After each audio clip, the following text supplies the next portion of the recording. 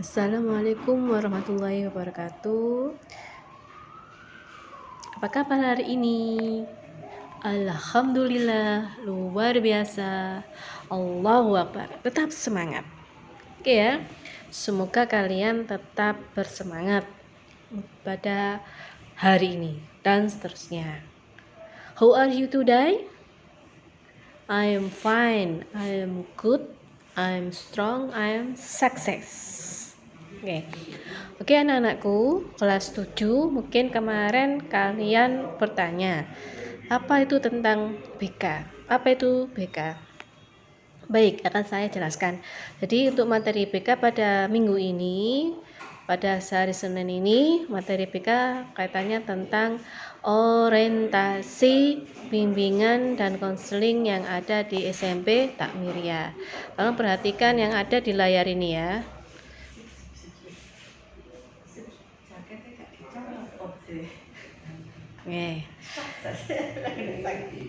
Oke, anak-anakku perhatikan, ini orientasi, bimbingan, dan konseling SMP Takmiria Surabaya. Selanjutnya ya. Di sini mungkin ada yang bertanya, apa itu BK? Apa itu bimbingan konseling? Pasti bertanya seperti itu. Nih. Jadi BK itu bimbingan atau bantuan kepada individu BK adalah bimbingan atau bantuan kepada individu agar potensi yang dimiliki berkembang dengan optimal dengan memahami diri, memahami lingkungan, dan mengatasi hambatan guna menentukan rencana masa depan yang lebih baik. Oke ya. Sudah paham ya, BK itu ya, di BK itu bimbingan atau bantuan kepada individu agar potensi yang dimiliki berkembang dan optimal dengan memahami diri, memahami lingkungan, dan mengatasi hambatan guna menentukan rencana masa depan yang lebih baik. Siapa sajakah BK? Di SMP Takmiria BK-nya ada 2. Dr. Aneseno, kemudian saya sendiri Yunita Nurul Amini, sarjana psikologi. Ya. Bimbingan konseling ini membimbing dengan sepenuh hati. Bimbingan konseling itu ada 4. Ya, ada bimbingan pribadi, ada bimbingan sosial, ada bimbingan belajar, ada bimbingan karir. Ada anak. Pasti kalau kalian ini berada di sekolah, situasinya berbeda, bukan seperti situasi pandemi saat ini. Kalau kalian berada di sekolah, pasti kalau kalian mau ke BK gimana caranya? Bisa ada 2 cara. Pertama, siswa bisa datang ke BK kapan saja dengan izin guru yang mengajar saat itu. Bila siswa mempunyai masalah dan butuh bantuan BK. Jadi kalian kalau ketika punya masalah, tiba-tiba ada suatu permasalahan yang perlu dipecahkan bersama dengan guru BK, kalian bisa izin dulu ke guru mata pelajaran pada saat itu. Karena saya sendiri tidak ingin kalian ketinggalan pelajaran. Kalau kalian meninggalkan kelas, otomatis kalian akan meninggalkan pelajaran. Kecuali kalau kalian memang bisa sanggup mengatasi ketinggalan pelajaran tersebut, kemudian diizinkan, kalian bisa menemui saya di ruang BK. Di situ ada kode etiknya, jadi sifatnya rahasia. Jadi apa yang kalian ceritakan tidak akan saya sampaikan kepada siapapun. Kalau membahayakan, baru saya akan ceritakan kepada orang tua. Ya. Kemudian yang kedua, untuk bisa ke BK, caranya kedua, biasanya siswa itu dipanggil atas rekomendasi guru atau teman. Ya. Misalnya di waktu pelajaran matematika ternyata ada siswa ini yang tidak serius, tidak konsentrasi, selalu jahil. Setelah diingatkan berulang kali tidak mau berubah, tidak mau move on. Nah, biasanya guru mapel akan merekomendasi siswa tersebut ke BK. Nah, di BK akan dipanggil, kenapa, ada apa, dan akan cari solusinya, seperti itu. Kalau teman gimana? Rekomendasi teman misalnya terjadi suatu pertengkaran misalnya. Bu, di kelas saya ini terjadi pertengkaran, terjadi pembulian. Nah, itu bisa kita selesaikan Maka siswa itu kita upayakan segera selesaikan permasalahannya dengan baik. Nah, apa sih yang menimbulkan masalah bagi siswa itu?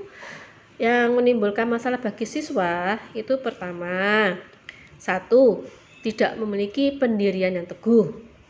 Saya yakin kalian di usia-usia kalian ini masih masa-masa yang labil, mudah dipengaruhi oleh teman. Jadi kadang-kala apa yang disampaikan oleh teman itu lebih kuat daripada yang disampaikan oleh orang tua atau guru. Yang kedua, yang bisa menimbulkan masalah, tidak bisa beradaptasi. Misalnya ada siswa yang ketika di kelas ya, itu tidak bisa menyesuaikan dengan situasi yang ada di kelas ya. Sedikit-sedikit izin kamar mandi, sedikit itu misalnya mau keluar ya kan. Nah, itu bisa jadi menimbulkan masalah juga. Yang ketiga, tidak memiliki keterampilan. Tidak memiliki keterampilan itu misalnya kalian ini selalu misalnya ada tugas. Ya, tugas, PR dan lain sebagainya tidak bisa kalian kerjakan. Berarti kalian ini tidak memiliki keterampilan. Bisanya nyontek, ya itu bisa menimbulkan masalah. Nah, kemudian permasalahan apa lagi? Yang keempat adalah kurang percaya diri. Kadang siswa itu punya bakat tapi tidak percaya diri, selalu ikut kata temannya. Misalnya dia harusnya kemampuannya dia misalnya di bidang akademik ya, dia bisa matematika, ternyata dipengaruhi oleh temannya, matematika lo susah, sulit, gak mungkin lah kamu bisa. Akhirnya kamu tidak pede, akhirnya kamu tidak bisa mengembangkan dirimu. Nah, itu bisa menimbulkan masalah. Yang nomor 5, kurang pergaulan dengan tokoh yang sukses. Nah, kalian biasanya itu ngumpul dengan teman-teman yang menurut kalian itu gaul, ya kan? Tapi belum tentu gaul itu bisa membawa kalian kesuksesan, ya. Jadi kadang kalian harus perlu bergaul dengan teman yang mendorong kalian untuk sukses. Nomor 6 yang bisa menimbulkan masalah, nomor 6 itu kurang ilmu pengetahuan. Jadi kalian ini kurang wawasan, kurang membaca, terus browsing yang penting ya. Kalau kalian browsingnya itu hanya hal-hal yang ringan, misalnya gosip, misalnya hari ini itu gosipnya apa, nah itu bukan ilmu pengetahuan yang kalian cari ya. Ya harusnya kalian itu browsing tentang misalnya saat ini yang lagi yang perlu kalian browsing tentang apa, dari biologi misalnya kalian browsing tentang keanekaragaman apa gitu ya, bisa di browsing. Jangan cari yang update satu berita-berita yang sekiranya membuat kalian ini bukan menambah pengetahuan. Apalagi yang bisa menimbulkan masalah, tidak bisa memanfaatkan waktu. Tidak bisa memanfaatkan waktu. Kalian waktu ini kan pembelajarannya kan daring, online. Kadang karena online, kadang kalian ini terlena. Kadang nanti aja habis sholat subuh tidur lagi. Padahal seperti sekolah, daring itu seperti sekolah. Jadi kalian harus siap jam 6:30. Harus sudah siap dengan berseragam, menerima tugas, info dari Bapak Ibu guru. Nah, itu harus ya. Kalau tidak bisa memanfaatkan waktu, kalian akhirnya misalnya habis sholat tidur lagi, bangunnya kesiangan. Sudah diomelin sama orang tua, kalian pusing sendiri nantinya. Nah, apalagi yang bisa menimbulkan masalah. Nah, tidak bisa menerima keadaan dirinya secara utuh. Misalnya apa? Selalu membandingkan dengan teman, dengan orang lain. Misalnya keadaan dirinya, saya kok punya orang tua seperti ini ya, beda dengan orang tua teman saya, dia punya ini, bisa itu, punya ini, nah itu. Nah, itu kalian itu juga bisa menimbulkan masalah. Intinya kalian harus bisa bersyukur, ya. Kemudian tidak menjalankan perintah Allah Subhanahu wa taala. itu yang bisa menimbulkan masalah ya, tidak sholat, terus ngaji, tidak mau ngaji dan lain sebagainya, itu bisa menimbulkan masalah, jauh dari ridho Allah ya. Tidak bisa menjaga dirinya, itu juga bisa menimbulkan masalah. Gimana Bu contohnya tidak bisa menjaga dirinya? Misalnya tidak bisa menjaga dirinya, misalnya kalau berteman ya, teman boleh, tapi harus lihat temannya siapa, apa menguntungkan, apa justru menjerumuskan kalian ke hal yang negatif ya.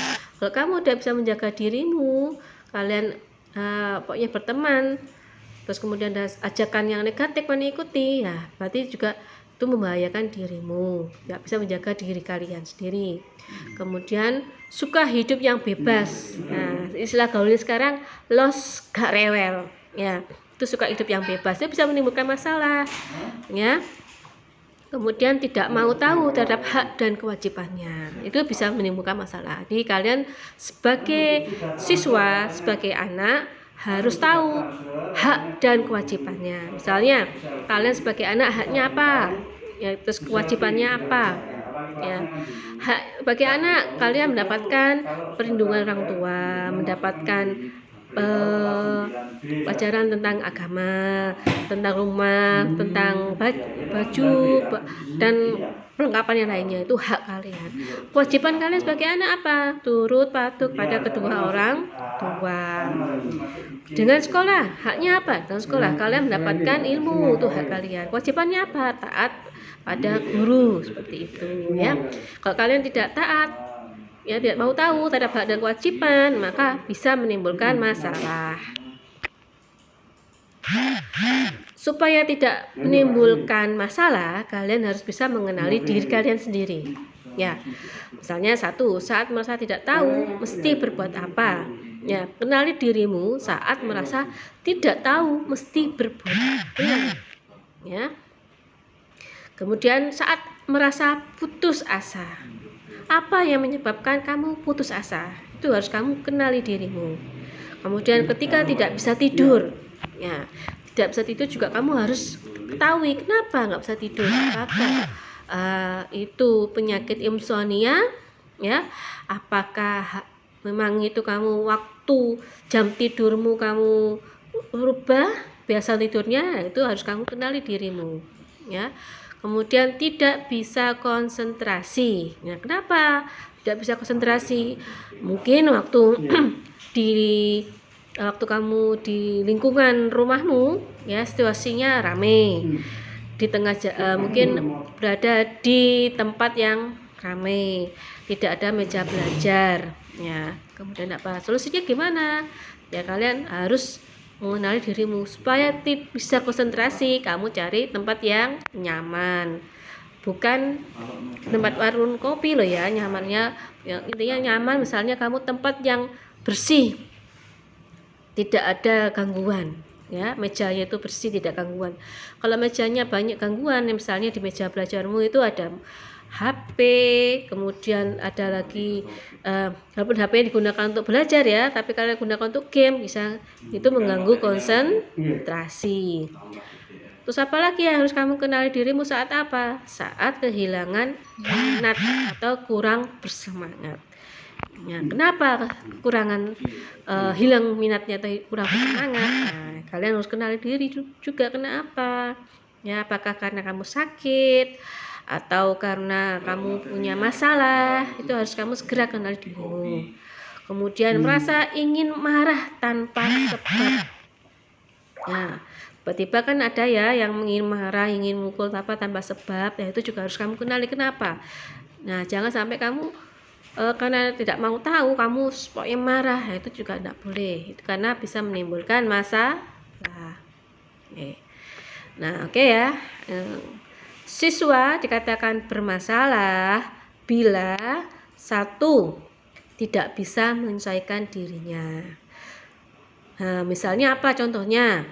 Ketika waktunya jam pelajaran sudah dimulai, tapi dia masih usil, masih ganggu temannya, atau ketika diminta untuk menyiapkan tugasnya, kumpulkan, namun dia tidak membawanya, nah berarti kan bermasalah. Berarti dia tidak bisa menyesuaikan dirinya. Nah, Yang kedua, merasa tidak aman. Kenapa merasa tidak aman? Mungkin ada pembulian atau apa. Nah, itu mungkin bisa dikatakan bermasalah yang harus diutarakan kepada guru. Suka melamun. Ya, ini siswa kalau suka melamun, suka menyendiri, itu juga berbahaya. Ya, tuh. Kemudian apa yang terakhir? Nomor 4, bukan terakhir ya, nomor 4 ya.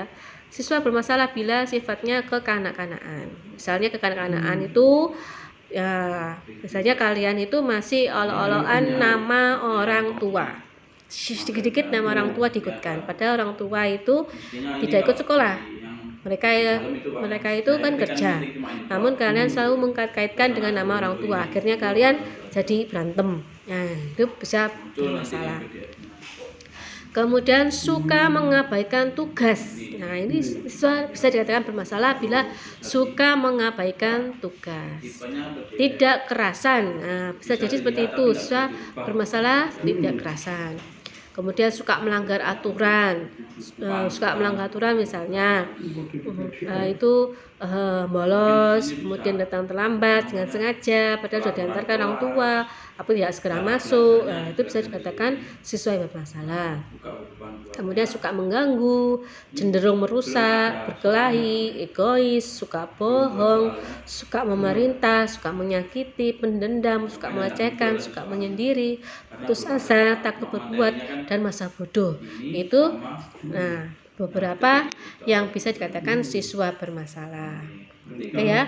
Nanti setelah materi ini kalian ada pertanyaan yang harus kalian jawab ya. Yang saya kirim melalui link Google Form. Ya, seperti yang kemarin-kemarin itu kalian kerjakan yang ada di Google Form. Kemudian saya minta kalian mengirim foto ketika kalian mengerjakan, bisa dikirim ke email saya ya, foto ketika mengerjakan atau melihat materi ini, materi BK dengan memakai seragam sekolah putih biru. Oke. Yang terakhir, ini terakhir ya, materi terakhir ya. Ini tentang manfaat KBK, manfaat bimbingan konseling. Satu itu membantu memahami. Jadi satu manfaatnya adalah membantu memahami. Yang kedua membantu mencari jalan keluar, solusi. Jadi saya minta kalian jangan untuk mencari solusi itu ke teman ya, karena teman itu belum tentu bisa menyelesaikan masalah. Bisa jadi teman itu malah menyesatkan atau menjerumuskan kalian ke permasalahan yang baru ya. Jadi karena itu kalian bisa ke BK ya, menemui saya. Kalau daring ini kalian bisa melalui ini ya, WA. Kalau daring ini kalian bisa melalui WA ya, mulai jam 7 pagi sampai jam 2 siang ya. Kalaupun kalian mau WA malam boleh, asal saya ada waktunya. Kadang kalau malam itu saya WA itu saya gunakan untuk yang lain, kerjakan yang lain ya. Kemudian manfaat KBK apa? Bisa merasa lebih berkurang beban tekanan masalah yang dihadapi, karena biasanya manusia itu butuh untuk mencurahkan pikiran dan hatinya ya, supaya bebannya itu teratasi. Namun ingat, masalah kalian itu curhatnya pada orang yang tepat, yaitu ke orang tua, ke guru ya, atau yang lebih usianya yang lebih tua, yang menurut kalian itu bisa kalian percaya ya. Jadi kalau teman boleh curhat, namun kalian harus memastikan temanmu ini bisa dipercaya dan bisa memegang amanah untuk menyelesaikan masalahmu. Jangan malah menjerumuskan permasalahan yang kamu hadapi. Manfaat KBK apalagi menambah pengetahuan dan wawasan. Dengan kamu KBK, kamu akan diberikan pencerahan. Misalnya kamu tidak mengetahui cara belajar yang baik. Misalnya, Bu, saya saat ini merasa apa ya, nilainya saya kok biasa-biasa saja gitu. Gimana Bu triknya? Nah, itu kan berarti menambah pengetahuan dan wawasan. Yang terakhir juga bisa meningkatkan rasa percaya diri, yaitu beberapa manfaat ke BK. Jadi kalian sudah paham ya apa itu BK? Jadi BK itu bimbingan konseling. Ya. Ya, yang itu yang kalian. Oke. Nah, jadi BK, saya ulangi lagi ya. Jadi BK itu seperti ini ya. Jadi BK itu bimbingan atau bantuan kepada siswa agar siswa itu memiliki potensinya itu berkembang dengan optimal. Kalian kemarin kan sudah mengerjakan tes IQ kan? Nah, juga sudah mengerjakan tes bakat, minat, tes gaya belajar, dan lain-lainnya waktu itu. Nah, itu bisa kalian baca lagi ya. Untuk yang Kuiper, yang tes bakat minat, gaya minat itu yang dari Kuiper waktu itu, kalian screenshot, kalian simpan di laptop atau di HP, itu bisa kalian buka lagi, kalian pelajari lagi. Itulah diri kalian ya. Untuk tes IQ-nya itu ada di saya. Kalau kalian ingin tahu hasilnya, bisa insya Allah hasilnya akan saya bagikan waktu ada pertemuan wali murid. Jadi orang tuamu akan mendapatkan hasil tes IQ-nya. Ya, jadi kalian jangan melihat misalnya IQ-nya kok saya tuh bisa Bu, tapi IQ saya kok rendah. Nah, berarti artinya kalian pengetahuannya masih belum berkembang. Pengetahuannya masih perlu diasah kembali. Misalnya kamu, Bu saya itu bahasa Inggris saya tuh hebat, bagus, tapi kenapa IQ-nya saya rendah? Nah, itu berarti kalian itu ada hal lain yang perlu kalian kembangkan. Jangan hanya satu yang kalian kembangkan saja, misalnya bahasa Inggris kalian kembangkan itu aja. Nah, itu yang lainnya kamu abaikan. Nah, itu juga akan mempengaruhi hasil tes IQ-nya jadi rendah. Seperti itu. Oke ya. Kalau sudah, saya akhiri. Semoga kalian bisa memahami. Bila belum, saya siap ya menjelaskan kembali. Akhirul kalam. Wassalamualaikum warahmatullahi wabarakatuh. Terus kalau Pak Seno suruh pindah ke atas saya ya. Enggak kok,